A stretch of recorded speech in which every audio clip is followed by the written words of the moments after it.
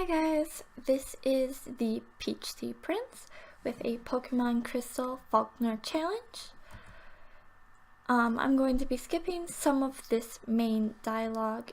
I hope you don't mind, but it's kind of pretty common between the games, and I'm assuming most people have already played either Crystal, Silver, or Gold, or one of the remakes. So, nope, I keep messing this part up. It's so hard already, trying to get the right time of day. So, in the Falkner challenge, I'm going to be only capturing flying type Pokemon or like bird type Pokemon, just like Falkner did in the gym. So it's kind of like a little tribute to him. And I set the time for night just so that I'd be able to capture one of my favorite flying type Pokemon, which is Hoot Hoot. I've played using Hoot Hoot and some of the other times that I've played Pokemon in any of the Johto games. However, most of those playthroughs were Nuzlocks, so when I did catch them, unfortunately, they didn't last very long. So I actually have not played through an entire Johto game. It's not necessarily that I don't like them. I like all of the Pokemon games, pretty much. Like, there's some games that I like better than others. However, for me, I don't necessarily need a challenge, but I like to challenge myself, and lots of the Pokemon games that I do play end up being a Nuzlocke, so when I don't do very well in the Nuzlocke, I kind of don't end up finishing the gameplay. So that's kind of why I'm not doing the Nuzlocke this round. However, I think it would be kind of fun to try a Nuzlocke sometime in the future, if this goes well, that is. So, this is our little avatar, I guess. I believe this was the first Pokemon game where being female was an option, which is kind of cool. And I don't think I've noticed too many female Pokemon Let's Players. Like, I'm sure there is, they're just not kind of like up on like the same level as some of the male Pokemon Let's Players, popularity wise. I'm kind of curious to see like why that is. I'm sure there's lots of females that, I don't think the actual day, well, it's Friday, but I don't think there's very many females just because it wasn't originally the target audience. But I'm not really sure.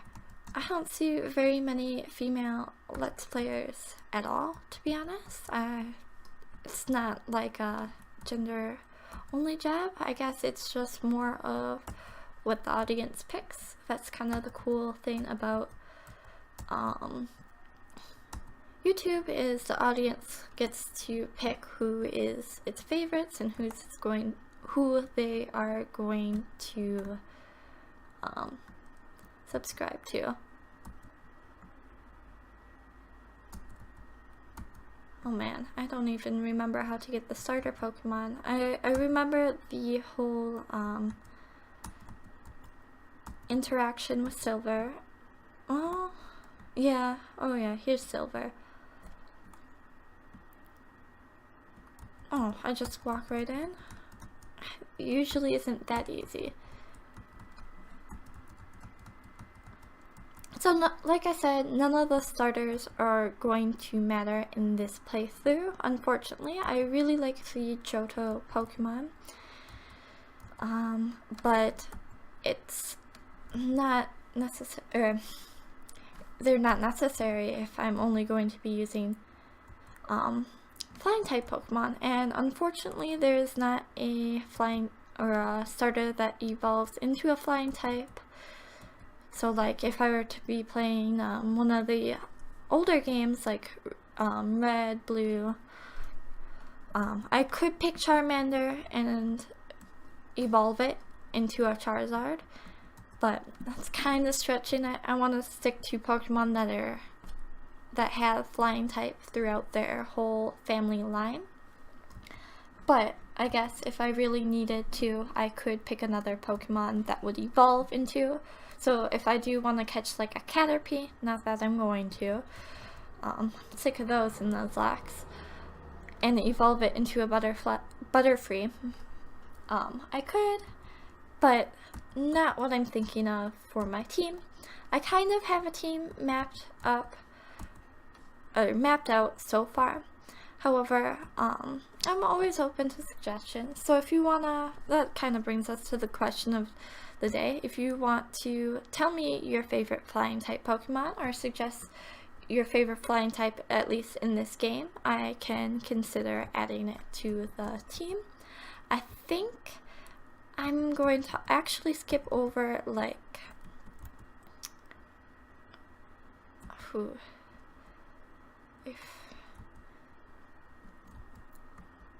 I'm going to skip over actually doing Pidgey and Spearow, possibly keeping Spearow, I'm not quite sure yet.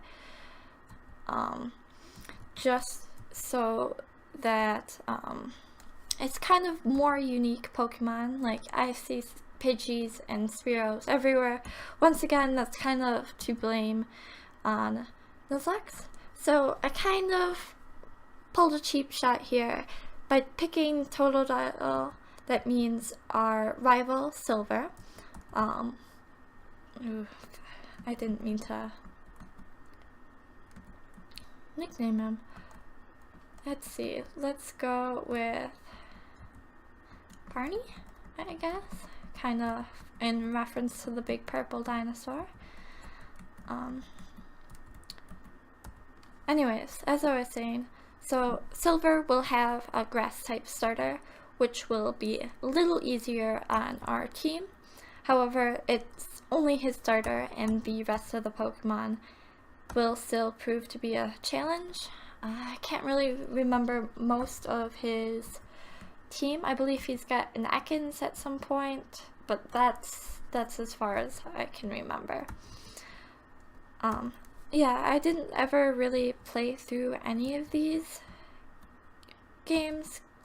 The furthest I've gotten in Crystal was probably the second or first gym even, just because I Nuzlocked it, which was a fun experience until it wasn't.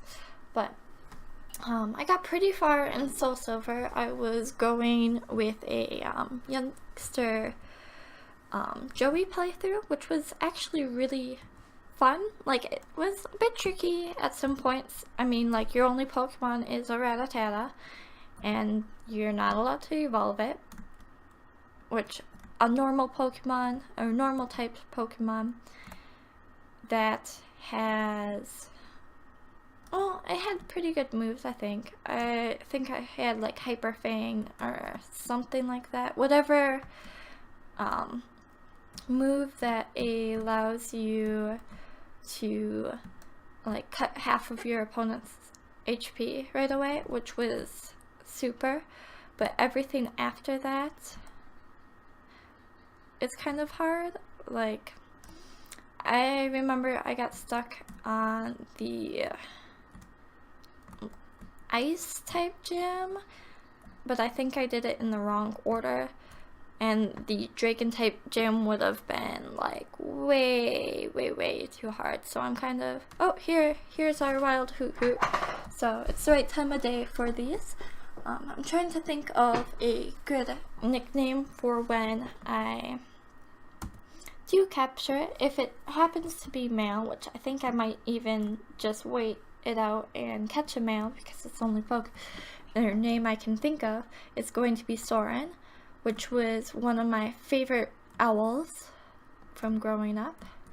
Not that I really have any other experience to owls. It was just a really good book series, or in reference to a really good book series. So that's pretty cool to me, to be able to reference things like that. I believe Soren had a sister, like Eglantine or something. I wasn't as big of a fan of her, and I don't necessarily like the name, so I'm just going to be sticking with a male Hoot Hoot when I am able to capture one with Pokeballs. One of the things I do not like about the Johto games is how long it is before you get the Pokeballs. I don't remember which direction, but in Soul Silver, either when you're coming from Mr. Pokemon's house, you do get like a lecture from this old man who gives you some running shoes, which is nice of him, but it's very long, especially if you've played Pokemon already.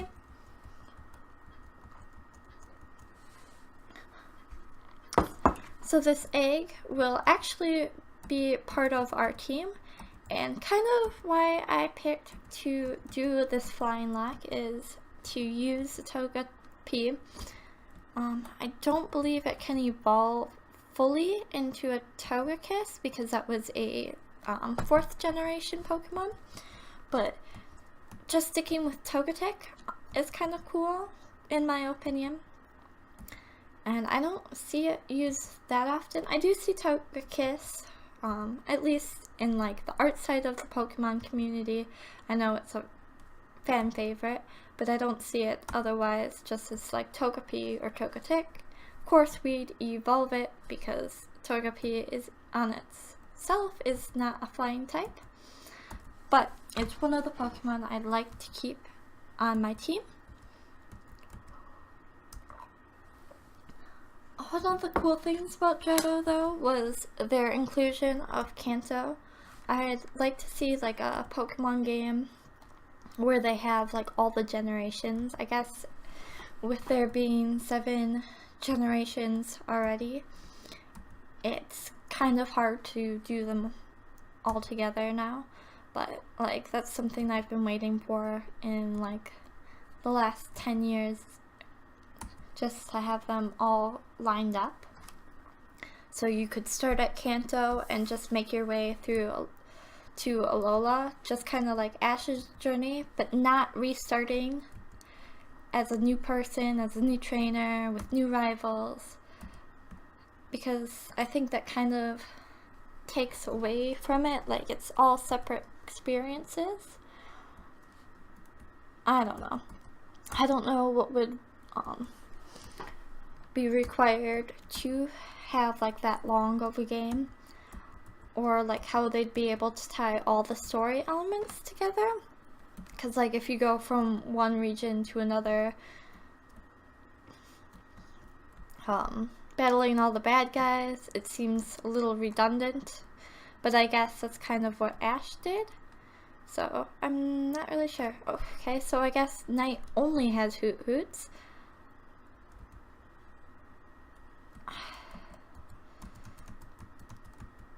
Maybe I should be training our little starter up here a little more for the silver battle, so I don't get creamed.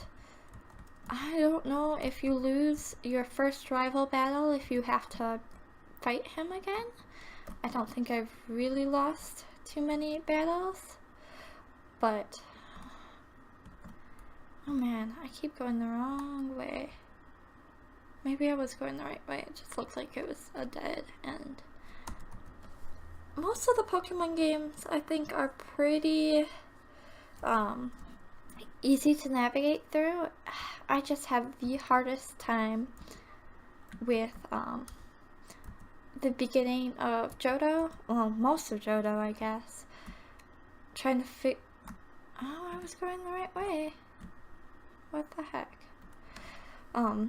I don't know, it's not like it's very complicated, but as you saw earlier probably, I messed up with the first route, and I think it's a bit more confusing than any of the other first routes, and it really shouldn't be as confusing as it is,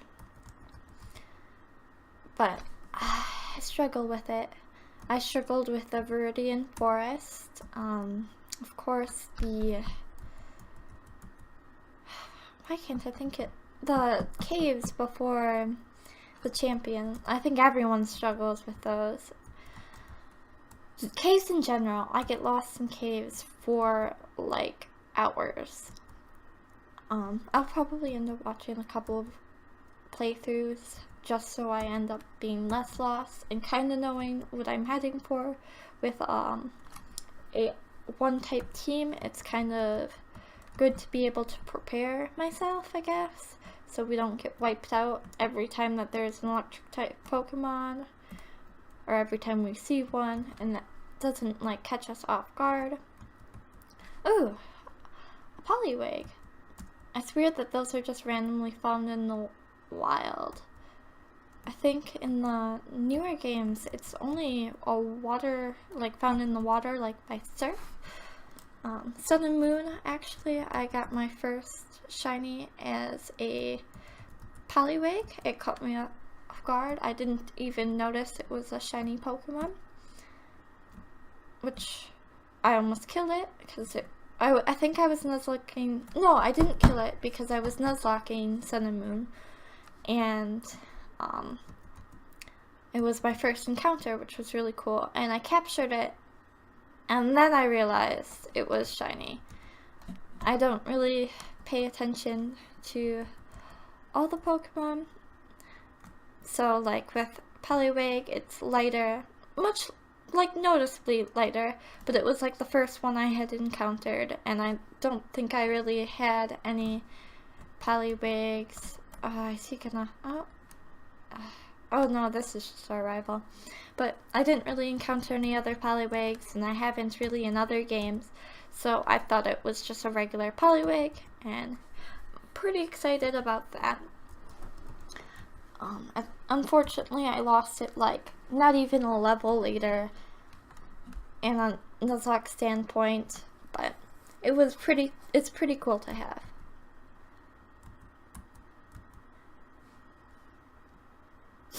Look at that little leaf whip thing. That was pretty cool. Ah, shoot, I probably should have at least healed up. I'm so used to all the rival battles being like super easy, like, oh, holy heck, that does nothing to him. But like in the newer games, the rival battles are made so you win. The older games, there was much more of a challenge. Even just with like the newer games adds like a type advantage move, which can go either way, but X and Y and Sun and Moon, your Pokemon was always an advantage to your rival rather than not. Why does he have a berry? I mean, I'll take it, but I didn't know he had a berry. That's weird. Come on, I could use a critical hit. I don't think you get any potions in the older games as well. Like, one of the nice things too with the newer ones, they give you like 20 potions right off the bat, which makes things remarkably easier. Shoot, I won't even have the berry the next time around. Come on, crit. Let's see. Oh, I do have a potion. Luckily. It's weird, I didn't know they started you off with anything. I think, oh, I picked things up. I totally forgot I was picking things up. So I got an antidote and a potion, luckily. One more hit. This Chikorita has like iron defenses here. Glad that's finally over. See, it's going to be hard for me to defeat that Chikorita even with a flying type team.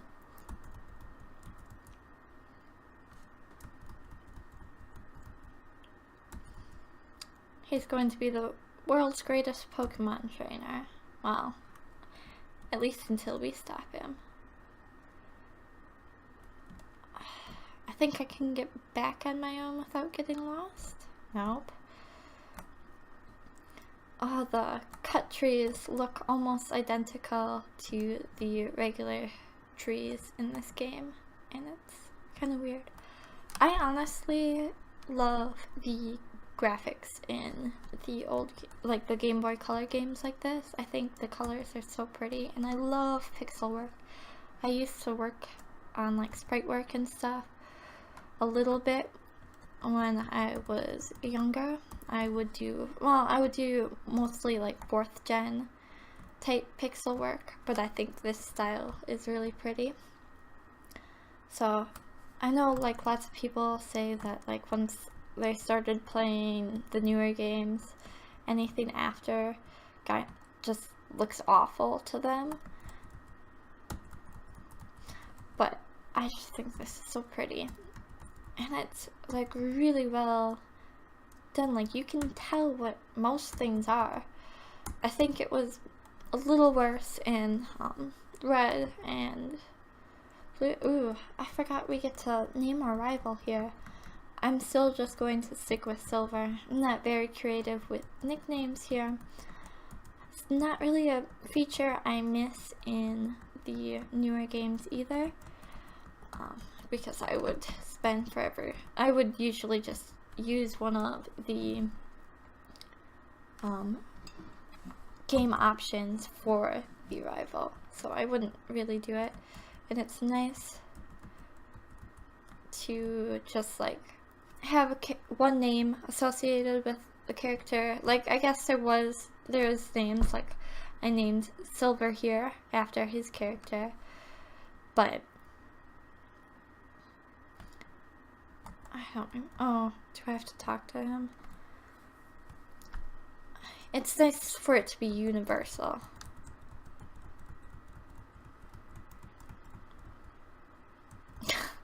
He's so shocked that he like flew backwards. It's pretty cool. It's not like Pokemon eggs didn't exist until this point, did it? I don't know if breeding was a thing. There's gotta be, I don't know. It's weird for a Pokemon egg to be like some kind of new, inventive thing. Especially so much so that Elm here is so shocked. Cool, here we get our first Pokeball.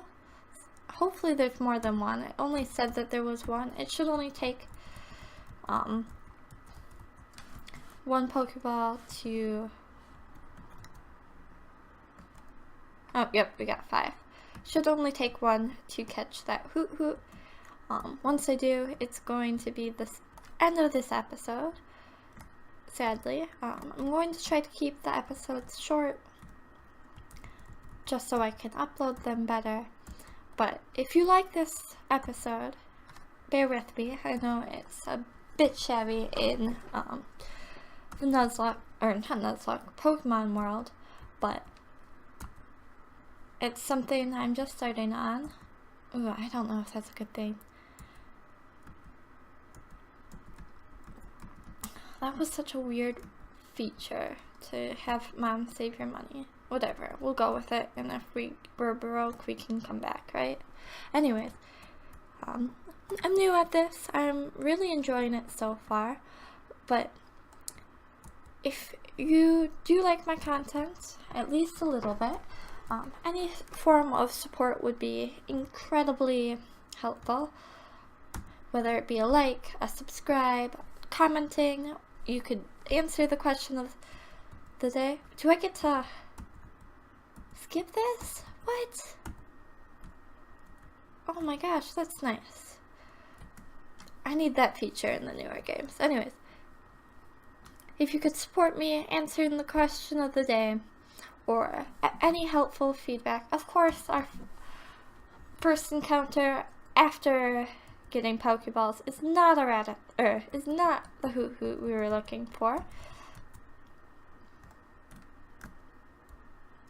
I guess I can just stay in this clump of grass here.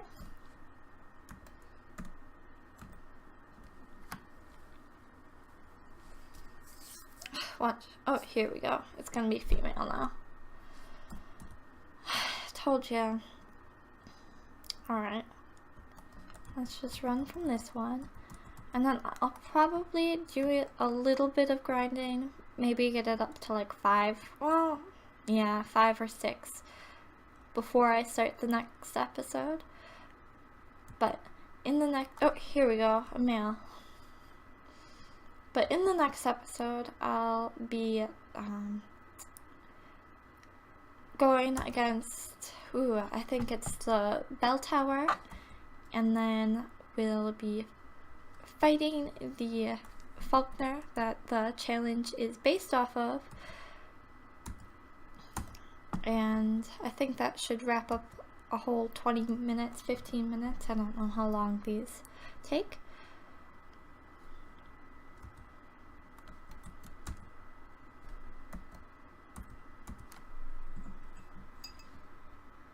Come on. It just kind of like opens up. That's weird.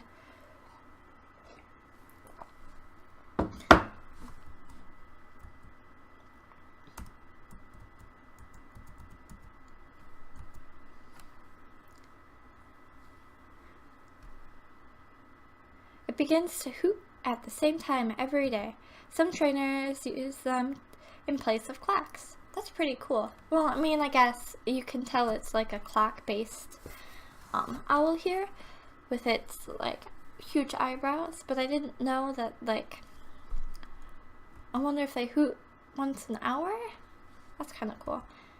So this is going to be Soren, our little owl Pokemon, to kick off our team. Let's see. I don't think there's any...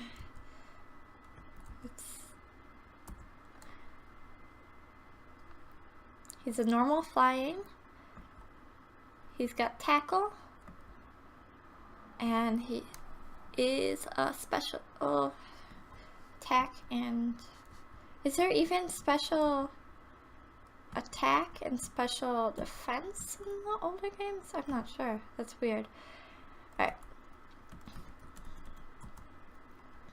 Well, that's going to wrap up the end of this episode. I hope you enjoyed. Thanks for stopping by, and I will catch you next Friday with a new episode.